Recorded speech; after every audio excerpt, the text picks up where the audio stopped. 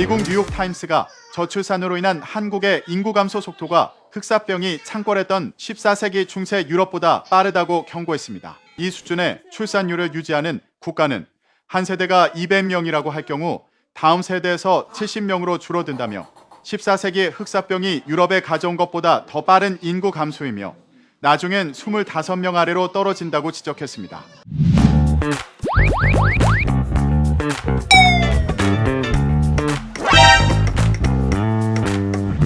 다우서트는 한국의 출산율 하락 원인으로 잔혹한 학업 경쟁과 성보수주의 문화 등을 꼽았습니다. 특히 보수적인 사회에 대한 페미니스트들의 반란, 이에 맞선 남성의 반페미니즘이 생겨났고 혼인율이 사상 최저 수준으로 떨어졌음에도 정치권은 성별 양극화를 주도하고 있다고 지적했습니다.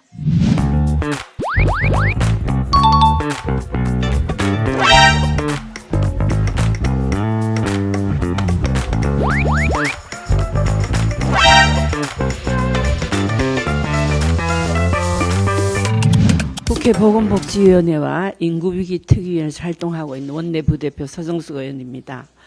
11월 29일 통계청이 발표한 23년 3분기 합계 출산율이 0.7명으로 나타났습니다. 올해 3분기 합계 출산율은 가장 낮은 수치입니다. 작년 6만 4천 명에서 5만 7천 명으로 7천 명이나 줄어들었습니다.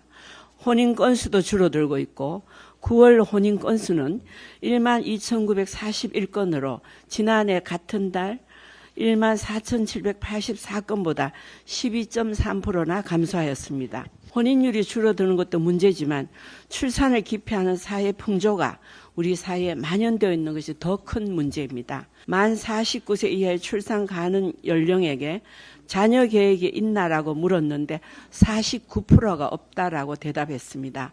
이는 2명 중 1명은 아이를 낳지 않겠다는 것입니다.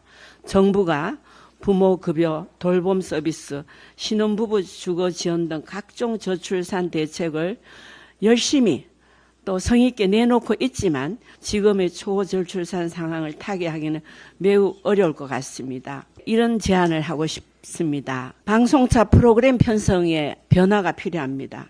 온통 나 혼자 산다, 불륜, 사생아, 가정 파괴 등의 드라마가 너무나 많은 비율을 차지하고 있고 이제라도 좀 더 따뜻하고 훈훈한 가족 드라마를 좀 많이 개발하셔갖고 이런 사회 분위기 조성에도 방송사도 기여해 주시기를 간곡히 부탁드립니다.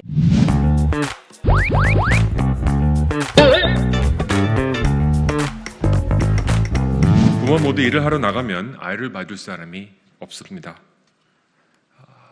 조부모, 부모님들에게 맡길 수 있는 청년들은 그나마 행복한 것이지요.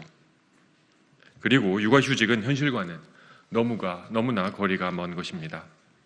이렇게 맞벌이 청년 세대에게 현실적으로 필요한 것은 아이를 봐줄 사람입니다. 그리고 그 아이를 봐줄 분이 너무 비싸지 않게 정말로 가능해야 합니다.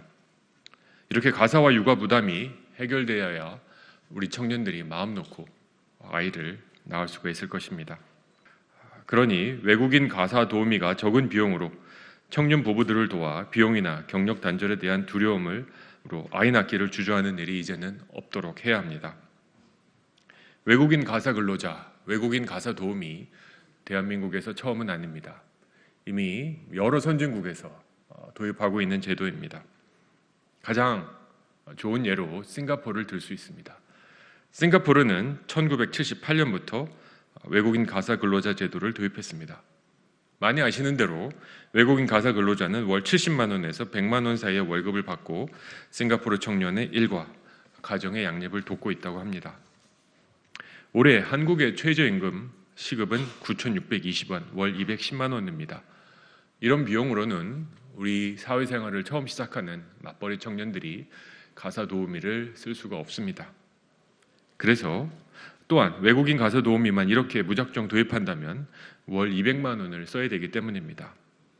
하지만 제가 오늘 발의하는 이 법안이 실현된다면 싱가포르와 같이 월 100만 원 수준의 외국인 가사 도우미의 사용이 가능해집니다.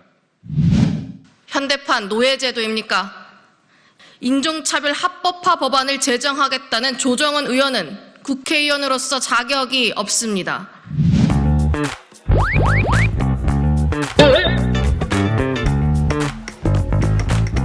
국민의힘에서도 20대의 자녀 셋을 낳은 아빠는 병역을 면제해주자는 방안 등을 검토한 것으로 전해졌는데 초혼 연령이 이미 30대로 넘어간 상황에서 비현실 대책이란 비판이 쏟아지기도 했습니다.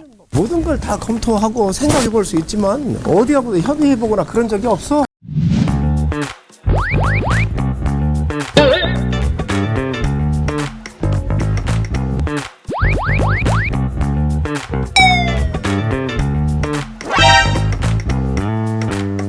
그런데 파주시가 뮤지컬 교육으로 저출산을 해결하겠다고 나섰습니다. 다음 달 3차례 학부모와 자녀에게 인구 위기를 알리겠다는 겁니다. 친구도 많이 사라지고 돈도 없고 하니까 되게 외롭다 이러면서 지금 이제 가족들을 되게 소중하게 생각하자 내용이에요.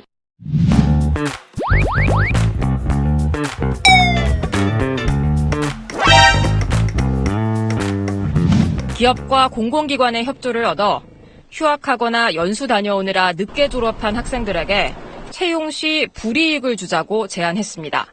불필요하게 스펙 쌓으면서 결혼 시장에 늦게 들어오는 현상을 막을 수 있다고 봅니다. 저는.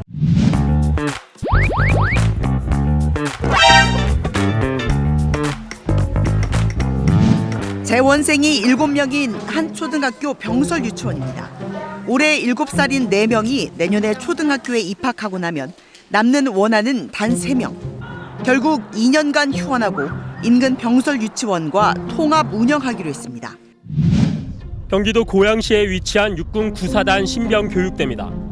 신병을 훈련시켜 각 부대로 보내는 논산 육군훈련소와 달리 사단에 배치되는 신병을 처음부터 직접 훈련하는 교육대입니다.